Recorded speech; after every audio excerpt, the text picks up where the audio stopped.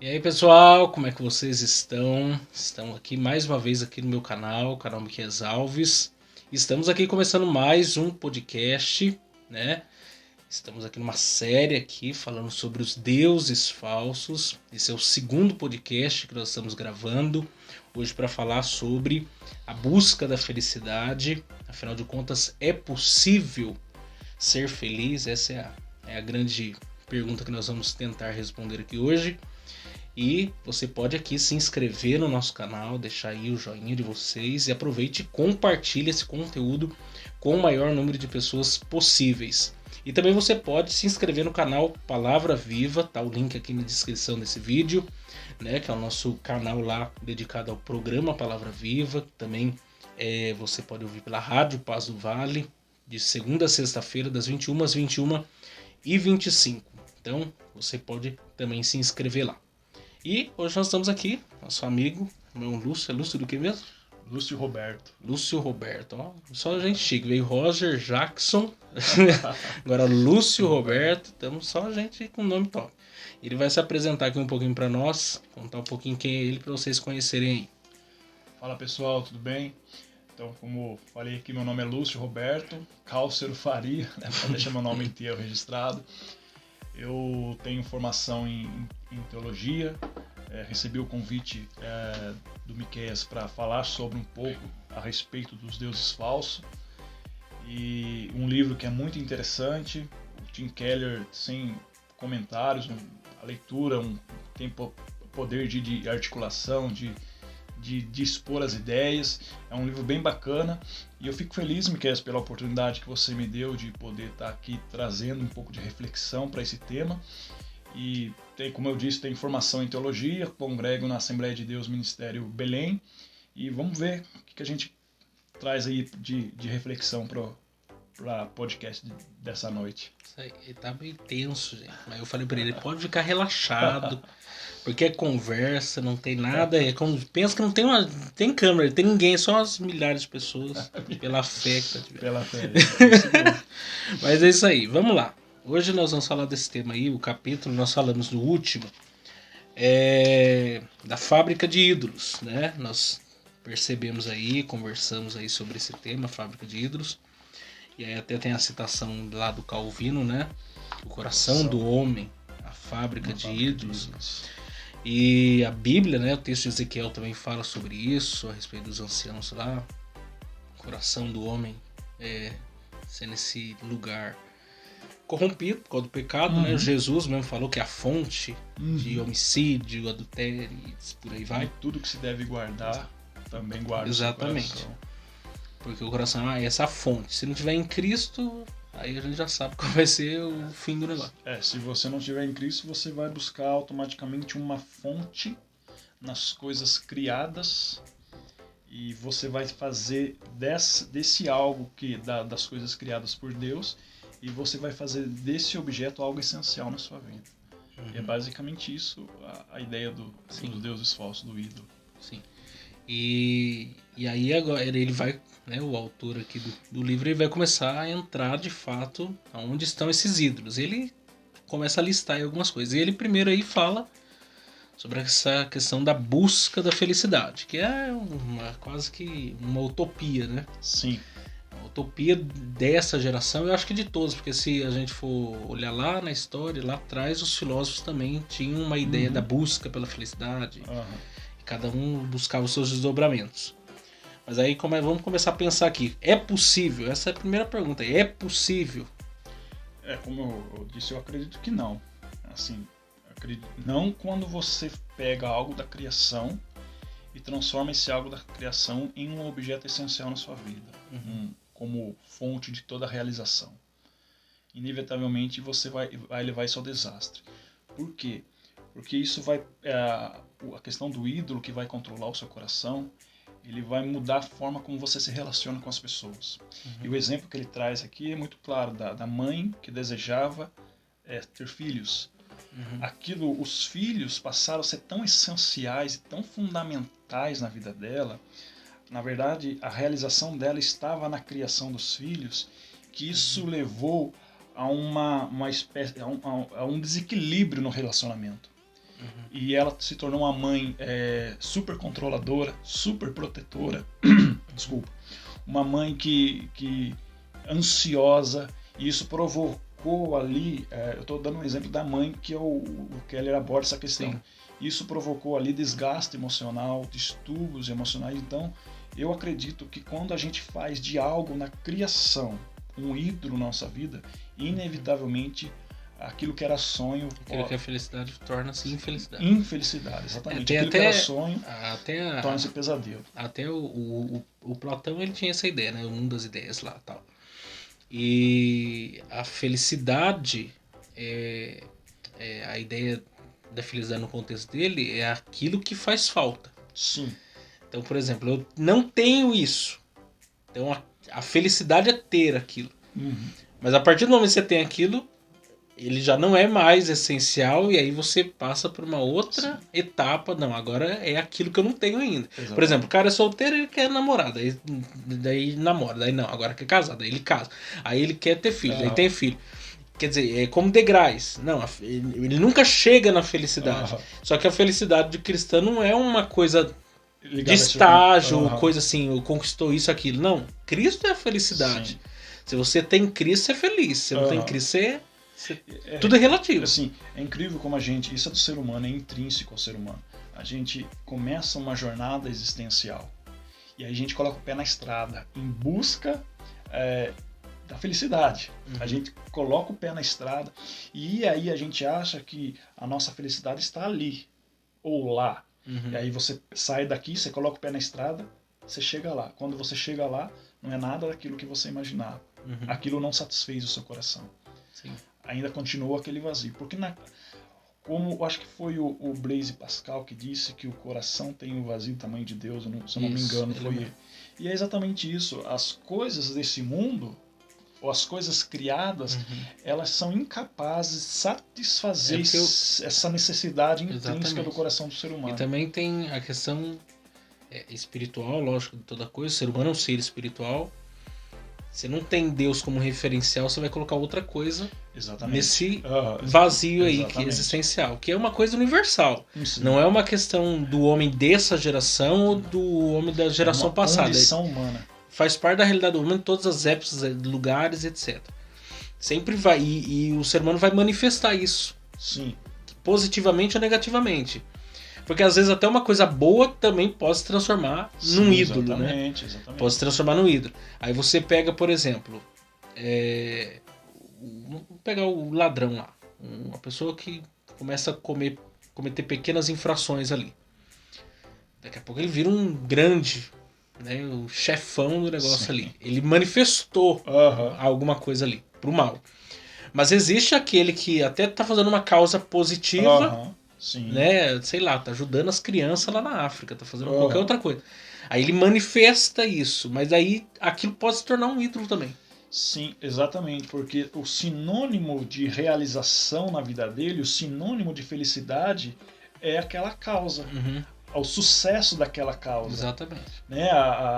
O sucesso, as coisas estarem acontecendo. Aquilo ali é sinônimo. Então, a identidade dele como pessoa está condicionada àquela causa. E é justamente isso, essa é a questão. E até, por exemplo, pega um atleta. O cara lá é atleta, ganhador de medalha, vai pra Olimpíada, e você sabe que os atletas eles têm uma vida extremamente regrada, disciplinada. Os caras meio assim, leva até o... Porque ele é competição. Tem um cara que tá querendo o pódio junto com ele. Aí imagina, aquilo é a essência da vida da pessoa. A felicidade dela reduz aquilo ali, de certo modo. Tem um significado pra vida dela. Aí o cara pega e sofre um acidente. Aí que você vai descobrir se aquilo era... o que tomava o coração dela. Porque o que vai determinar o que vai ser depois. Mesma coisa uma pessoa que é rica, milionária. Ela perde tudo.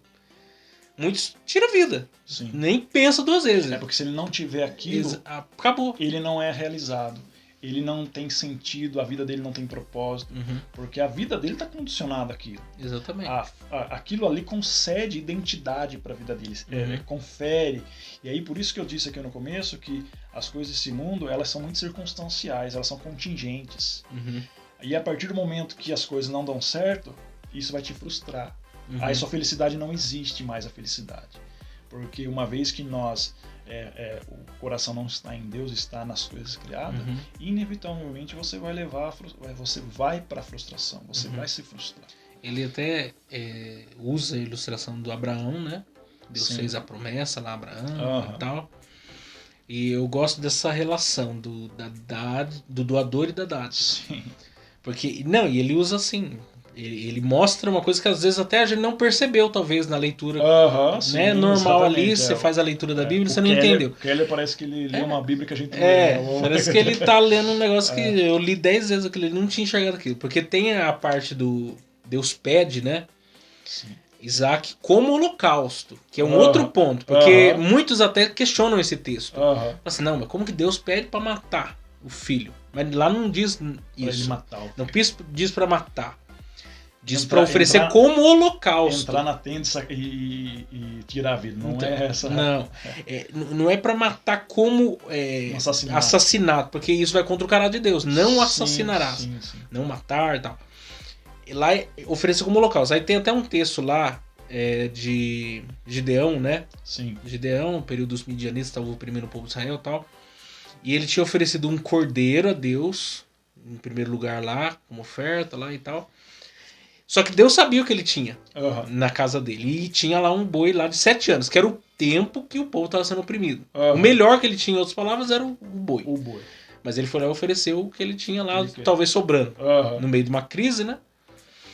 E Deus queria como holocausto. Deus aceitou o cordeiro? Aceitou. Só que depois ele falou assim, primeiro você vai quebrar todos os altares de Baal e você vai trazer o boi que você tem lá e vai me oferecer. Porque holocausto é oferta. É o melhor. É o melhor. É o que Deus estava pedindo para Abraão. Eu quero o que você tem de melhor. O que ele tinha de melhor? Isaac. Então, esse é um ponto que ele aborda que eu achei muito interessante. Porque os anos passaram, aquele tempo de infertilidade teve consequências na vida do casal, né, de Abraão e Sara. E aí a questão que o Keller levanta é: por quem de fato Abraão se sacrificou? Por quem de fato ele entregou o seu coração? Será que Abraão não estava mais preocupado com a sua reputação? Do tipo assim, alguém da família de Abraão que visse Abraão posterior e olhasse e falasse assim: poxa, Abraão saiu daqui, não tinha nada, abandonou tudo, saiu sem nada, e não é que as coisas aconteceram lá? Quem garante que ele não fez isso também por causa da sua reputação? E tinha Isaac como fonte de realização, porque filho, e principalmente primogênito, era sinônimo de família.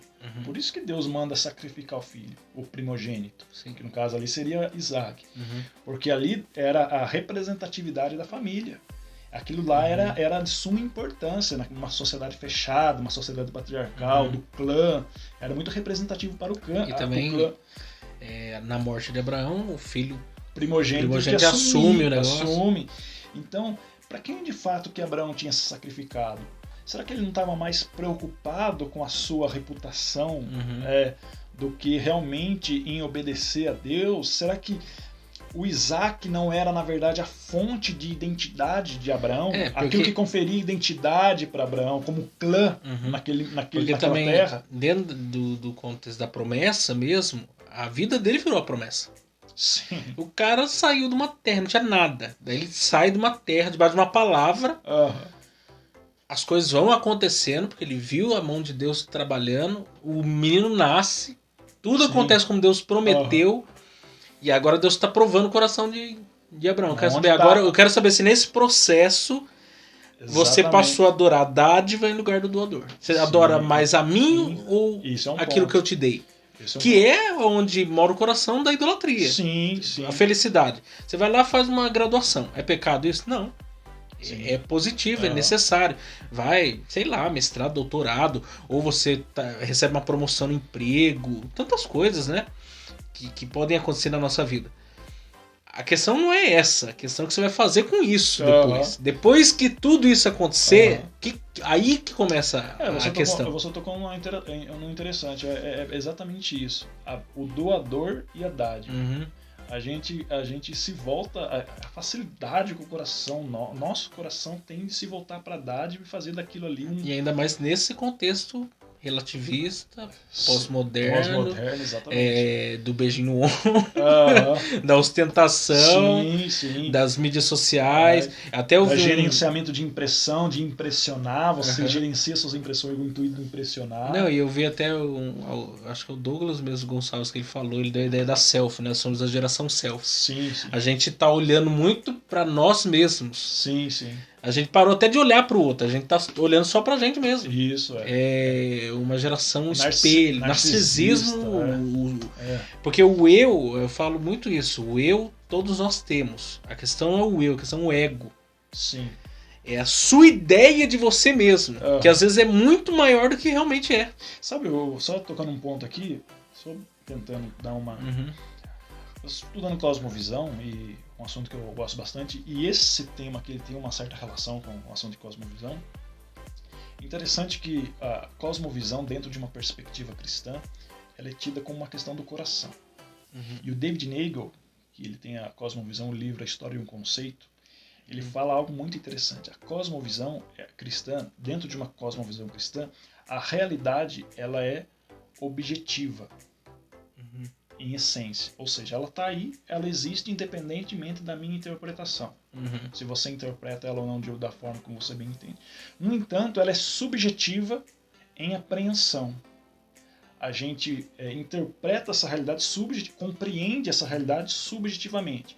Mas uma visão do mundo, uma cosmovisão, uma visão do mundo é na verdade uma visão do coração. E é interessante porque geralmente o coração, ele está apontando justamente para si mesmo. Sim. Porque lá no Éden, quando Adão ele desobedece a Deus, o que ele faz? Eu não preciso da revelação, porque a palavra de Deus naquele momento era a revelação de Deus. Era a palavra que Deus havia. Eu, através de mim mesmo, a minha autonomia, com capacidade, na minha racionalidade, eu consigo decidir o que é bom e o que é errado. Não, e também é uma lente, né? Uma lente. Uma lente, eu interpreto a partir de uma lente. Aí exatamente, mas ele fica fácil, né? E ele confiou nele mesmo, porque ele não tinha experiência nenhuma anterior, no qual ele pudesse basear a atitude dele naquele momento. Ele confiou em si próprio.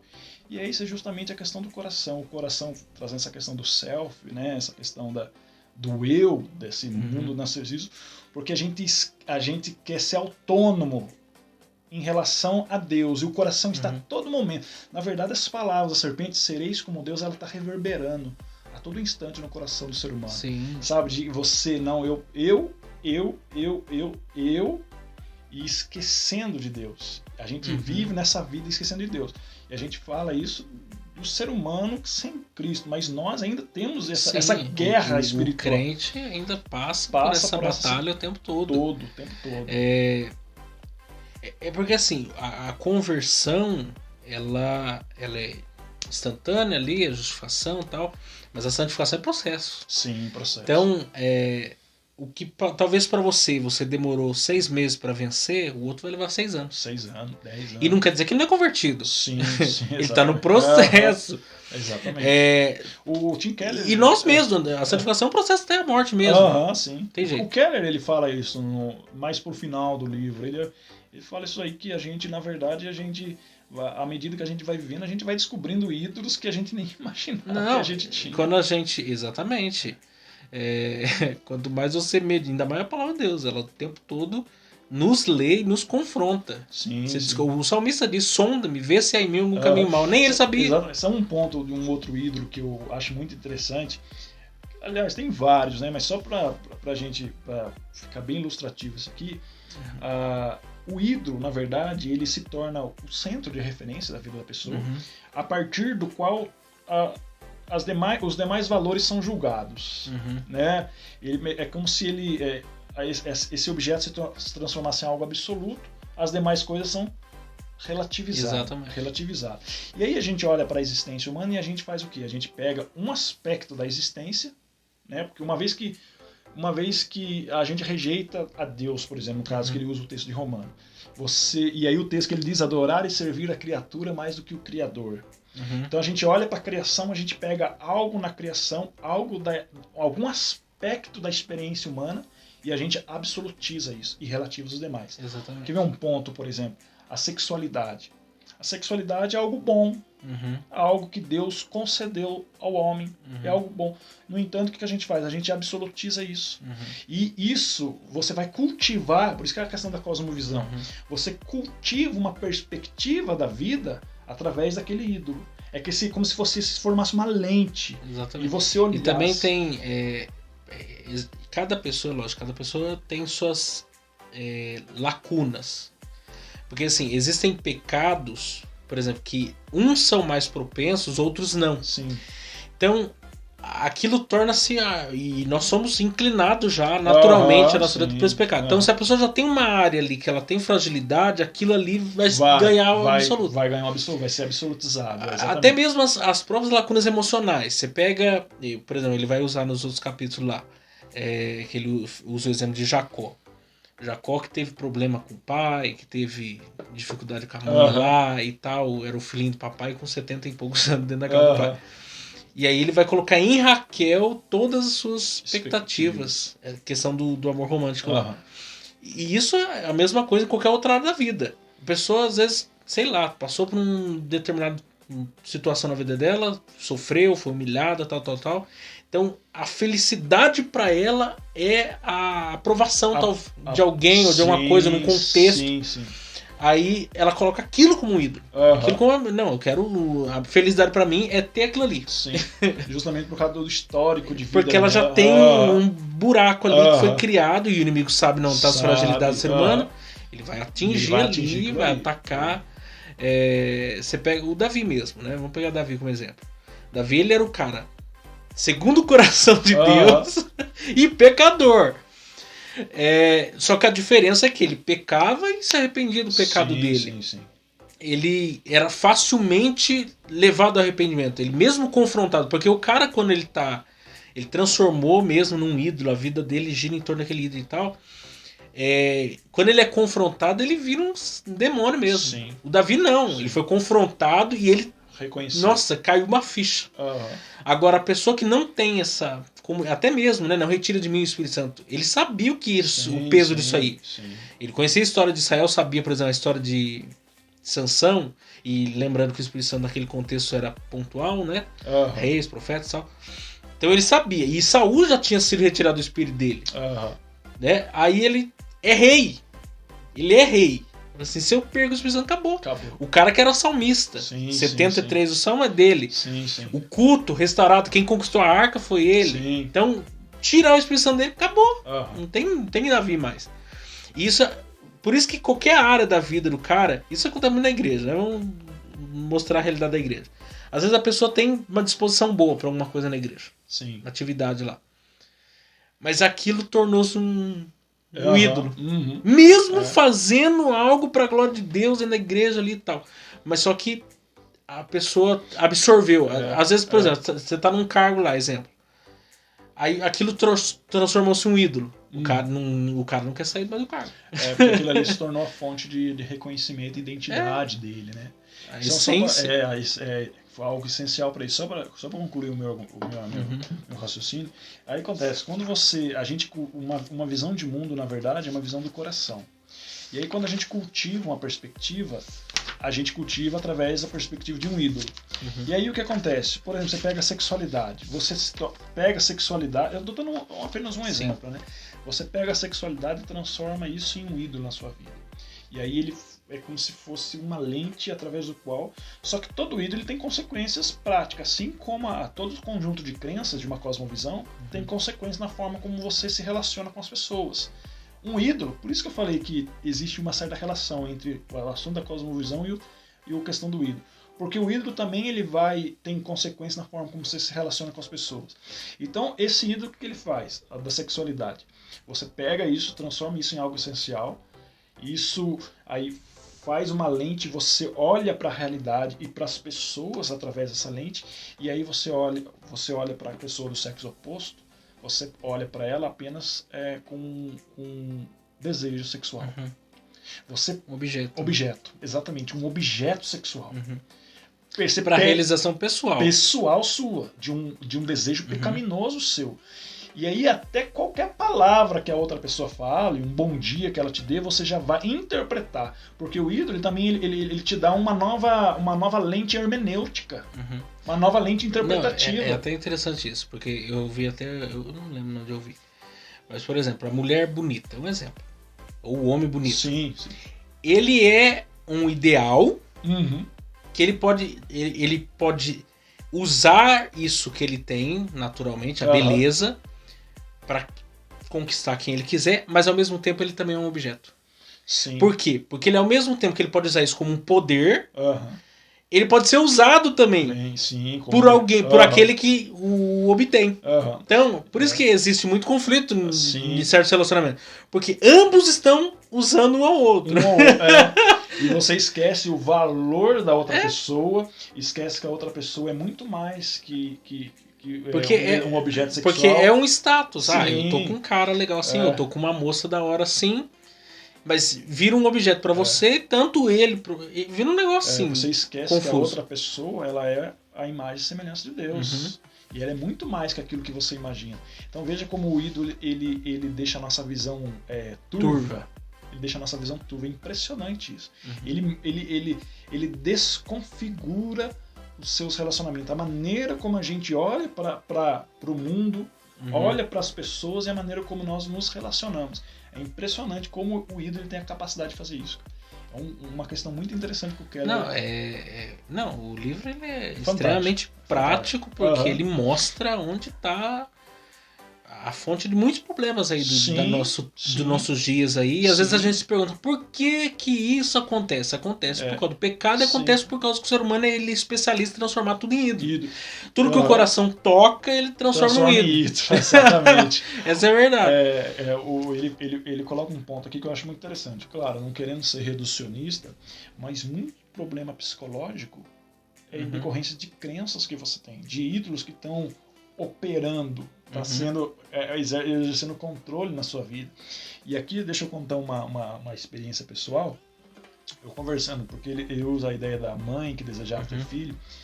Eu tive contato com uma pessoa e ela tinha um relacionamento conturbado com o filho dela. Só que o filho dela já era de maior. E o que eu percebi assim que o filho dela fazia uma espécie de chantagem emocional nela. E era impressionante como ela chegava ao desgaste emocional com ele, dava picos assim de depressão. E conversando com ela, eu tinha acabado de comprar esse livro, eu estava lendo, e eu estava conversando com ela. E aí, muitas coisas eu acabei conseguindo dialogar com ela, e até me antecipar em muitas coisas que ela ia falar. Tanto que ela chegou a falar para mim assim, nossa, o psicólogo disse a mesma coisa. Ele falou assim, como você sabe dessas coisas? Foi até uma questão até curiosa.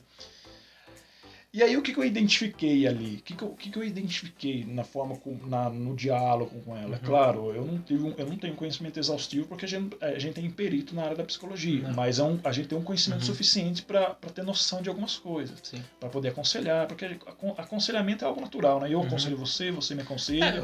A teologia abrange a área de humanos e o aconselhamento cristão. Exatamente. Uma coisa que eu percebi, que parece que ela nutria uma espécie de sentimento de culpa, porque ela passou uma fase da vida longe do filho. E a partir daquele momento que ela teve contato mais com o filho, ela meio que queria fazer tudo o que o filho desejava. E aquilo, na verdade, ela para a felicidade dela estava condicionada ao bem-estar dele.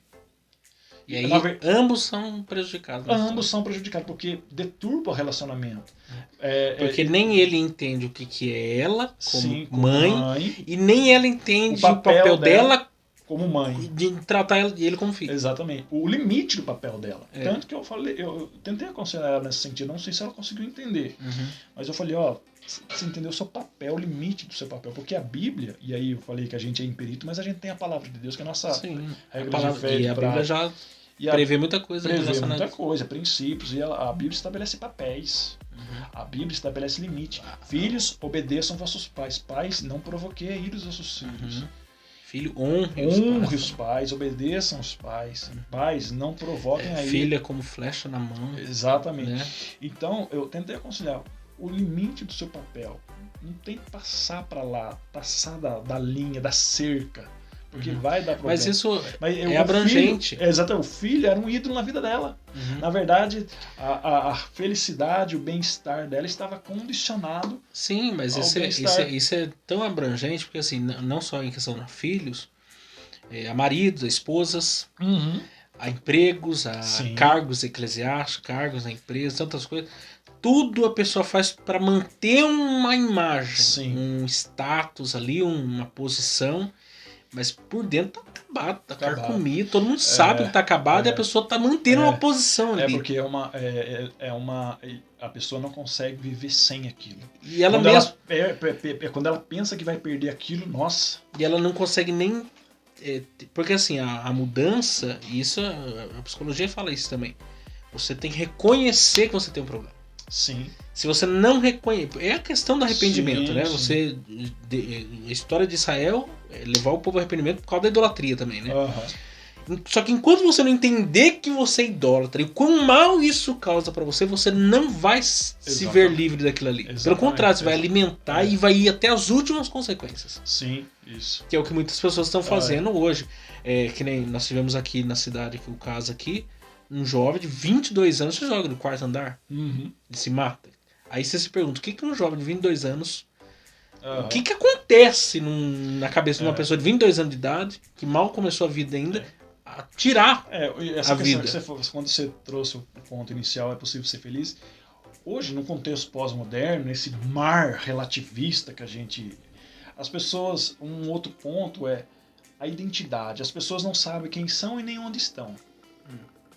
Esse é um ponto. As pessoas não sabem. Não tem referência. Não tem referência. Perdeu a referência. A modernidade é assim. Exatamente. Não tem o centro de referência. E aí quando a gente fala, nós somos cristãos, tem um centro de referência transcendente. Que transcende a tudo isso. A sua identidade não está... As perguntas essenciais lá da filosofia... De onde viemos, para onde vamos. Sim, exatamente.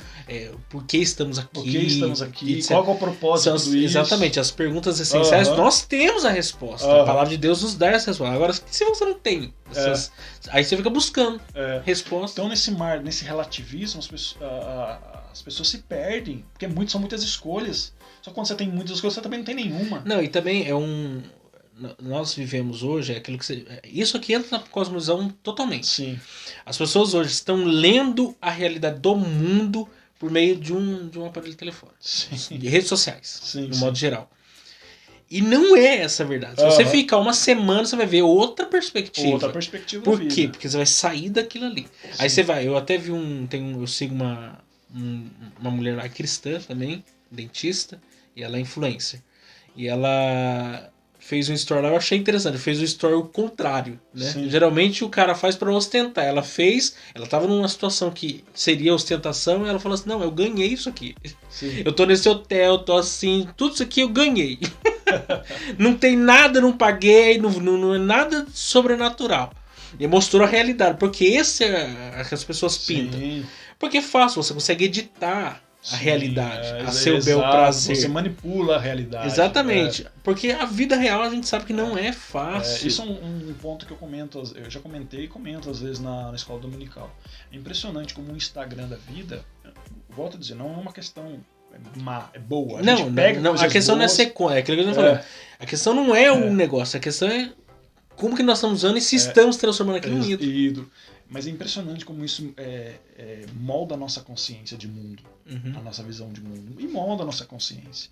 Porque o Instagram, você não vê ninguém sofrendo no Instagram. Enfim. Você vê um mundo idealizado, na verdade, no Instagram. Só que isso pode provocar algumas consequências na vida de uma pessoa que olha para aquilo ali como um ideal de vida. Não, e muita gente fica frustrada porque tá... Exatamente. Às vezes a vida dela não tá legal, aí ela vê a vida do outro lá perfeita. E detalhe, ele não tem possibilidade de acesso àquela vida, e porque ele acredita que a felicidade dela está naquele ideal que está numa telinha de aquelas frases de meme lá, compra o que não precisa, com dinheiro que não tem, para impressionar quem não gosta. Exatamente. É uma vida de aparência, totalmente de aparência.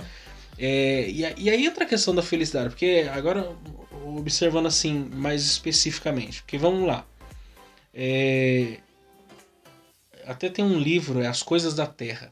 Não Eu esqueci o nome do autor, mas ele se pauta naquilo que John Piper, na teologia de John Piper, né? Não, Piper é bom, hein? E as coisas, ele é um livro interessante, porque a gente geralmente as coisas do céu, né? É meio que um inverso da coisa, né? E nesse livro ele mostra a teologia de você entender que a criação foi feita, tudo foi criado para o ser humano. Para o ser humano. Deus criou, Deus preparou, Deus, é a providência de Deus. Sim. O homem foi criado no sexto dia, no último dia da criação. Se ele tivesse criado ele no primeiro, ele morria. Do que ele ia sobreviver? Preparou primeiro todas as coisas. Primeiro ele preparou as coisas, depois ele criou o ser humano.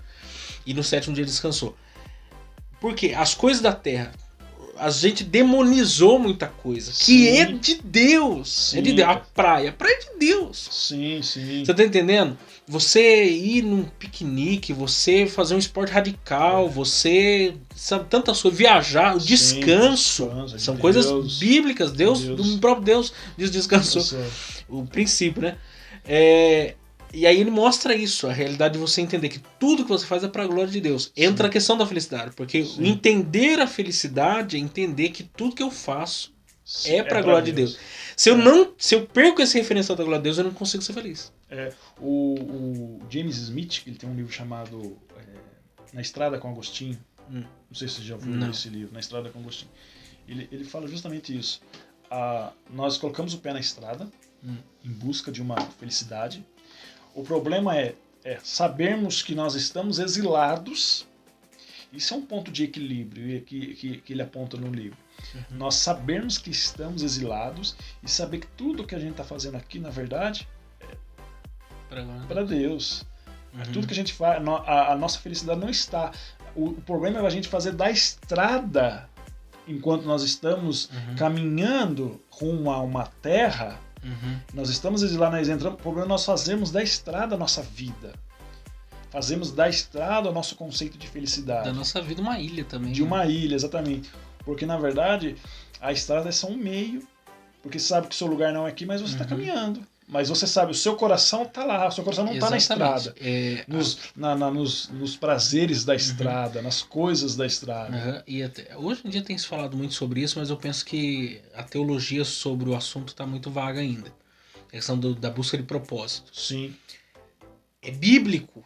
Deus tudo que Deus criou foi criado com um objetivo, propósito. Mas a base central, mas existem propósitos estabelecidos, gerais, para toda a humanidade.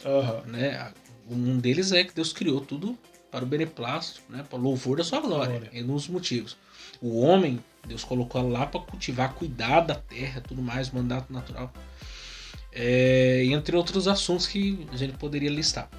Mas existe aquela coisa do talento. Sim. Um deu 5, outro deu 2, outro deu 1. E as pessoas ainda parecem estar engateando nesse sentido. E passam às vezes a vida inteira sem entender o talento ou o mesmo dom que Deus a deu para ela produzir mais. Para ela angariar mais para o reino de Deus. Porque não é para si, para o reino. Eu acho que passa muito pela perda de referência, de identidade. Perdeu o centro de referência. Então as pessoas elas vegetam. Elas vivem de um lado para o outro só buscando as coisas desse mundo e perdeu essa identidade. Porque uma vez que ele sabe onde está, sabe quem é ele, sabe que está nas mãos dele, a partir do momento que o ser humano sabe isso, ele vai usar aquilo que ele tem para a glória de Deus. E ele vai conseguir angariar mais talento. Eu penso dessa forma. Mas passa justamente por isso que você falou, propósito. Ele perdeu, o ser humano perdeu. Ainda mais esse mundo pós-moderno. Que é um mar relativista, né? Você tá num mar aberto, sem uma bússola. E também as pessoas acham que propósito é uma coisa de cult, né? Porque os cultos se apropriaram dessa coisa de propósito. Na verdade, eles foram inteligentes, né? Na verdade, eles captaram como funciona o coração do ser humano e usaram isso para ganhar dinheiro. Exatamente. Só que esses princípios bíblicos, o próprio texto lá que eu gosto muito de Romanos 8:28, né? Todas as coisas cooperam para o bem daqueles que amam a Deus. Foram chamados segundo os seus decretos, segundo os seus propósitos. Sim. Existe um propósito. Sim. Até a teologia mesmo relacionada à moral de Deus, caráter de Deus, tudo isso, Deus não age nada sem um propósito, porque seria deturpar o seu próprio caráter moral santo. Sim. Por exemplo, vai acontecer tal coisa na história, mas se não existe um propósito para aquilo, Sim. é vago. Um vago. Deus, então, sei lá, maligno, Deus sim. mau. Não, Deus não, nada acontece sem um objetivo, Sim. porque ele tá visando. A Babilônia, um exemplo lá, o Abacuque teve em crise. Sim. A Babilônia é pior do que nós e tal, e tretando com Deus lá. Batendo boca com Deus. E Deus falou assim: ô, meu filho, você não sabe de nada. Eu vou trazer a Babilônia, vai disciplinar você, depois eu vou disciplinar a Babilônia. Não seja por isso. E esse é o propósito. Porque assim, não pode acontecer uma coisa que não tem um propósito eterno de Deus estabelecido. E para nossa vida a mesma coisa. Deus definiu o propósito. O principal propósito da nossa vida é nos conformar à imagem de Cristo. Né? Isso aí é um ponto que nós cristãos não nos sentimos. Sim. Só que Deus, claro, usa a circunstância. Né? É como o exemplo que o Keller usa da vida de Abraão. Ele tinha um propósito na vida de Abraão. Existia algo muito definido na vida de Abraão. O problema é que ele se voltou para o próprio filho. Ele se voltou para o próprio filho. E aí, veja que Deus colocou ele numa situação de confronto. Pega o teu filho e sobe a uma das montanhas. Então, mas existe um problema. E o jeito de Deus tratar com Abraão é interessante. É interessante. Vai para uma terra que eu vou te mostrar aí, vai para um monte que eu vou te mostrar. É tudo assim, vai andando aí que eu vou revelando. Tudo assim. É um negócio, mas que tem mas tinha propósito. Tinha um propósito. Agora, a forma como isso se deu... e apontava para Cristo, né? Exatamente. Apontava lá um propósito final de Deus que é salvar porque o cordeiro já estava lá preparado. O cordeiro já estava preparado. Exatamente. Deus proverá. A ideia do... Não, e o próprio... Ali existe um ponto de paternidade que eu vi, que eu achei muito bacana. Eu vi alguém ilustrar sobre isso, né? Isaac que sabia o que era altar, sabia tudo. Sim. Ele sabia o que era culto. Ele sabia que era culto. Ele era um filho que sabia o que era culto. E Abraão era o cara que levantava o altar. O exemplo lá, o Ló andou com Abraão, o Ló nunca levantou um altar. Sim. Abraão, onde ele chegava, ele levantava o altar. Sim. Ele sabia que era culto. Então, Isaac viu isso. Quando ele chegou lá, aqui tem o altar, aqui tem a lenha, aqui tem tudo, cutelo, cadê o cordeiro? Cadê o holocausto? Não, Deus vai prover para si. Deus vai prover para si, né? O cordeiro. Porque era para Deus. Exatamente. Aí e você entende ali. Aí eu vi alguém usando a ilustração lá, que amarrou, né, Isaac no altar. Que talvez seja uma ilustração para nós. Nós precisamos estar amarrados nesse altar. Sim. Como sacrifício a Deus. Romanos 12 fala isso. Nós somos agora o sacrifício vivo. Nós estamos amarrados no altar do Senhor. Não tem mais para onde a gente correr. E outra coisa, isso daí que você falou de conformar a imagem de Cristo. Às vezes viram coisas, o Romanos 5 fala de paciência, experiência, né? Esperança. Vai vir coisas na caminhada nossa cristã que nós não vamos ter explicação, mas era o propósito de Deus para nos conformar à imagem de Cristo. E até para conformar e até para tirar os ídolos do nosso Exatamente. coração. Para arrancar, falar, não, isso aqui é um ídolo, eu preciso arrancar isso aqui da sua vida. Porque aí você passa porque o tribulo, né? Para separar a palha do trigo.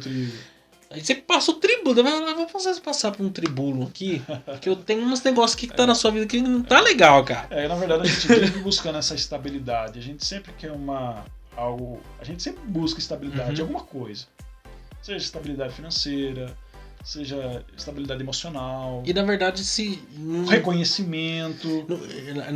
Eu tô lendo um livro, tô relendo, né? Leio todo ano o Evangelho Maltrapilho. E ele fala lá um negócio interessante. Por exemplo, o cara que ora para nunca mais pecar, né?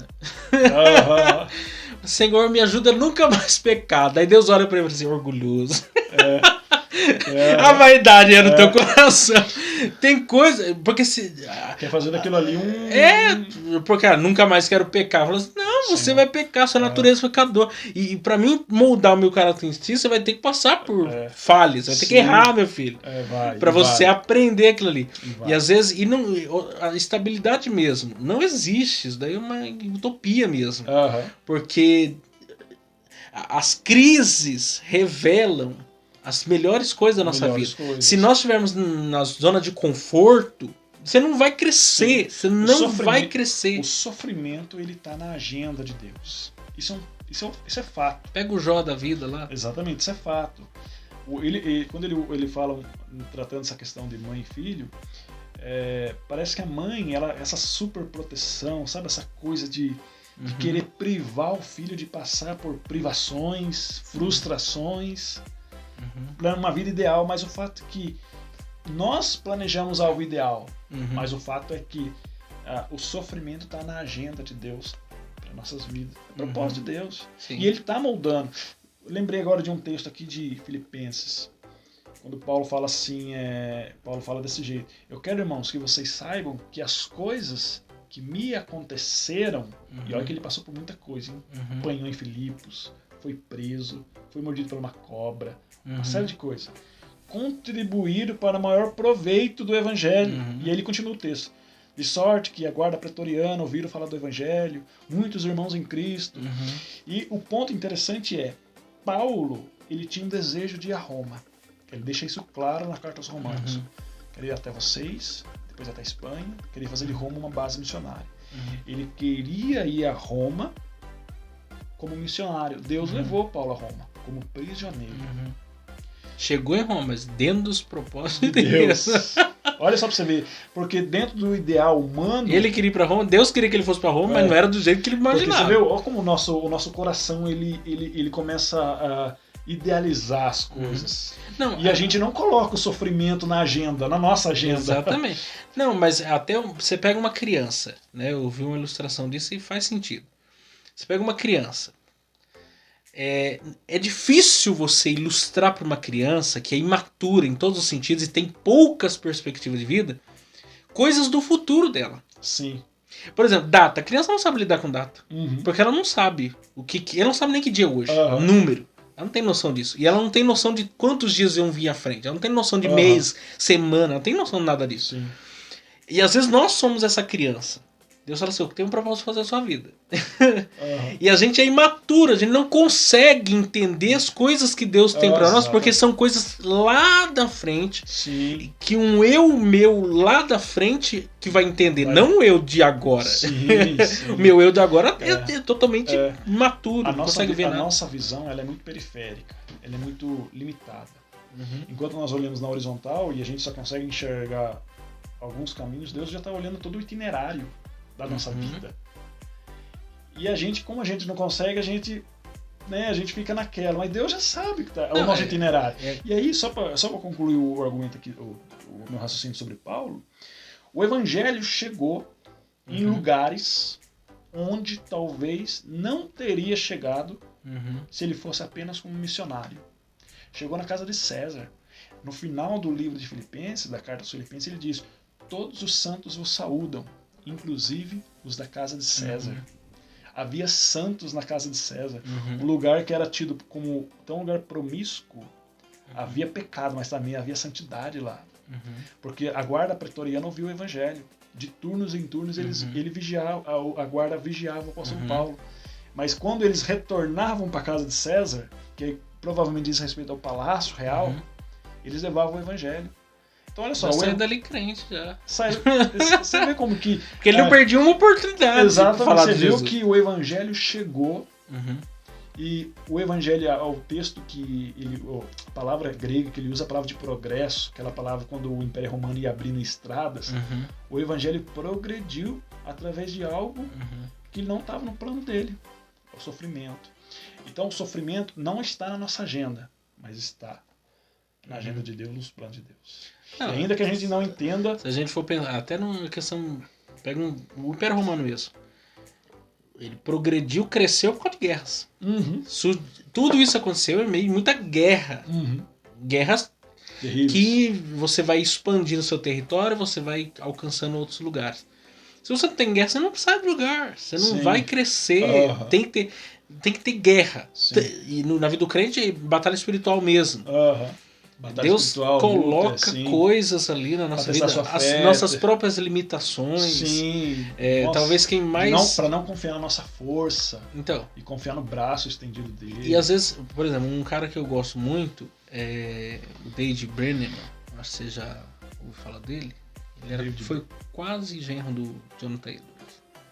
Não, o David Brenneman não foi aquele que é o Evangelho Maltrapilho, não, né? Não, ele é o Brenneman. Você não sei quem é. David Brennan, ele era um missionário entre os índios americanos, 1700 e pouquinho, e ele tinha tuberculose. E ele morreu com 29 anos, mas ele passou por um processo muito doloroso. Ele escreveu um diário, que na verdade ele nunca escreveu para ser um livro, né? Sim, sim. Era um diário pessoal dele, porque ele morava numa tenda, vamos dizer assim, no meio dos índios lá. Não tinha quem falasse a língua dele, só de 15 em 15 dias aparecia alguém lá que falava a língua dele, que levava os recursos para ele e tal.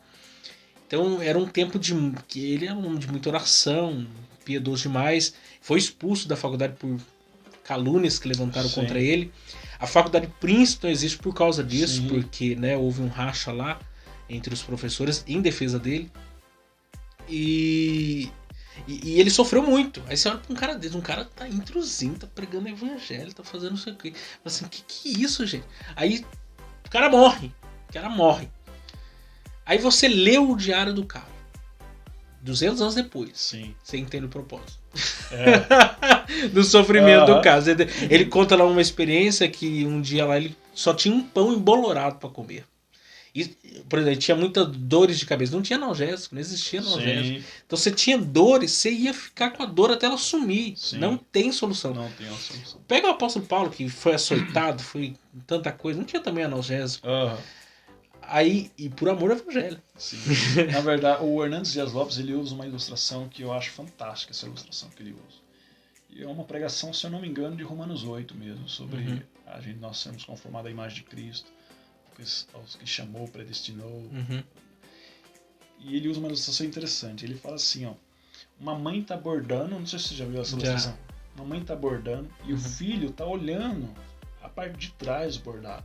E aí ele vê ali, ele não consegue enxergar sentido naquela, porque vários fios soltos, um fio que atravessa o outro e de repente aquela bagunça ali, tudo emaranhado. E aí de repente o filho pergunta pra mãe, o que a senhora tá fazendo? E aí a mãe pega o filho no colo e fala aqui, ó, tô fazendo um lindo desenho. É basicamente isso a ilustração. Exatamente. E é basicamente isso a nossa vida. Quando a gente olha, parece que as coisas não se encaixam, nada faz sentido. Mas o fato é que Deus, ele está trabalhando. O apóstolo Paulo, ele escreve lá os Efésios, se eu não me engano, capítulo 2, no final ali, quando ele diz que ele nos preparou para as boas obras, que de antemão. O termo que ele usa ali é um termo relacionado à obra de arte. Nós somos a obra de arte de Deus. E ele está trabalhando em nós justamente, e essa obra de arte é o próprio Cristo. É para nos conformar à imagem de Cristo. É porque a nossa ideia de felicidade, ela é totalmente equivocada. Então, nesse contexto, nós nunca seremos felizes. Nunca. Porque a felicidade que nós achamos que é feliz não é felicidade. Não é. Isso não é o ideal de felicidade que nós queremos. Sim. O ideal de felicidade que nós queremos é o que a Bíblia diz que é felicidade. Cristo é a nossa felicidade. Regozijai-vos em Cristo. Exato. Mais uma vez de regozijai-vos nele. Se você não entender que a felicidade é ser parecido com Jesus e a sua alegria está em Jesus e tudo mais, felicidade. Então você pode estudar, mas a sua felicidade não é a conclusão daquele curso. Pode ter uma carreira profissional bem sucedida, mas aquilo não é a sua felicidade. Pode ter um salário bom, viajar para fora do país, ser um pregador top, isso não é a sua felicidade. A felicidade é ser parecido com Jesus. E a partir do momento que aquilo se tornar um problema, você está livre para abrir mão daquilo ali, para seguir em frente, para aquilo, de modo que aquilo não tire você. Aquilo ali não te atrapalhe. Aquilo ali não segura você, aquilo ali não atrai seu coração, vamos dizer assim. Exatamente. Você sabe que aquilo ali desprendido. Você é desprendido. Acho que é isso aí. Você é despretensioso. Exatamente. Hoje em dia tem se falado muito sobre um negócio de estoicismo, né, tentando ressuscitar essa ideia de estoicismo, mas a verdade é que não faz sentido para nós, porque nós não estamos amarrados em nada mesmo. Sim. Nada, nós somos passageiros aqui, somos peregrinos. O peregrino, a própria ideia do viajante. Um viajante não carrega muitas coisas. Só que a motivação é diferente, né? O estoicismo, você tem que viver de forma despretensiosa e tal, mas ele não aponta para nada. A Bíblia não. Você vai viver despretensioso porque você tem uma fonte de felicidade. Exatamente. É diferente. Sabe que a motivação é diferente? É para aliviar seu sofrimento. Mas a Bíblia não fala que é para você viver despretensioso para aliviar seu sofrimento. Pelo contrário. O sofrimento faz parte da agenda, você vai sofrer. Isso é fato. Nada é mais, talvez, pedagógico Exato, que o sofrimento. do que o sofrimento. Porque assim, o sofrimento para o crente, até mesmo para o ímpio também, mas especialmente para o crente, ele tem um propósito muito forte. Sim. Para o ímpio é triste o sofrimento, porque não vai resultar em nada. Até porque ele não vê propósito aqui. Não vai resultar em nada. Pelo contrário, ele está caminhando para um lugar de mais sofrimento ainda eternamente. Sim. Por causa que não encontrou a verdadeira felicidade. Sim. Não encontrou o verdadeiro sentido de tudo isso aí. Mas eu acho que nós falamos bastante, né? Acho que já deu pra gente ter uma noção aí do que é felicidade. Já até esqueceu da câmera. Esqueceram de você já. Já tá até calmo já. Já dá pra já dá pra gravar uns 2, 3 a mais aí. Mas o tema é interessante. O tema é interessante, mas o bate-papo que a gente bateu aqui foi bacana. Muito bom, sim. Espero que tenha sido aí bom para o povo aí que vai acompanhar a gente depois. Aproveita aí, pega esse link aí, compartilha aí com o maior número de pessoas aí, joga nos grupos aí, grupo da igreja, lá o grupo do serviço, vai compartilhando aí para que esse assunto, esse tema da felicidade, talvez você mesmo, você conhece alguém que está enfrentando essa situação aí, ou não sabe, está perdido. Vai entender aí o mistério aí. Tomara que você entenda. E fica aqui nossa indicação aí pra você ler esse livro aí, Deuses Falsos. Nós estamos recomendando aqui. Timothy Keller. Que é muito bom. Mas Deus abençoe vocês. Lúcio, Deus abençoe. Obrigado, Deus abençoe. Vai voltar outras vezes aí. Vamos conversando sim. E nós vamos fazer isso aí. Tá encerrado.